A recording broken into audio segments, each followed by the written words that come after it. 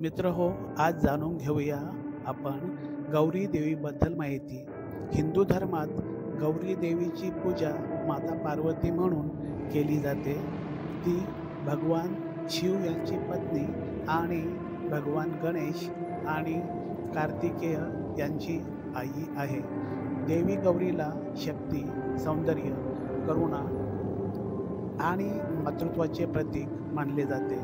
तिचे दुसरे नाव उमा, भवानी, अंबा, दुर्गा आणि जगदंबा देखील आहे. गौरी देवीला विशेषतः सौभाग्य आणि समृद्धीची देवी मानले जाते.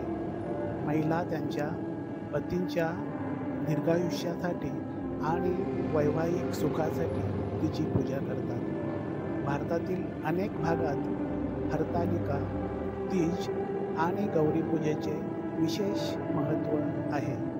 या दिवशी विवाहित आणि अविवाहित महिला गौरी देवीचे व्रत पाळतात आणि शिव पार्वतीची पूजा करतात.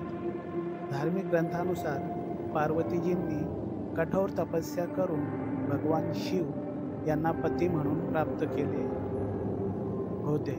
म्हणूनच त्यांना तपश्चर्या आणि अढळ श्रद्धेचे आदर्श मानले जाते.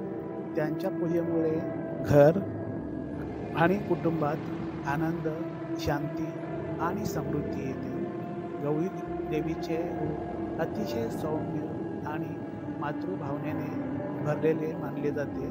ती पांढरे कपडे परिधान केलेली असते, हातात कमळ आणि मेकअपचे साहित्य धरलेले असते. ती जगाचे पालनपोषण करणारी आणि शक्तीचा अविनाशी स्रोत आहे. जय गौरी माता.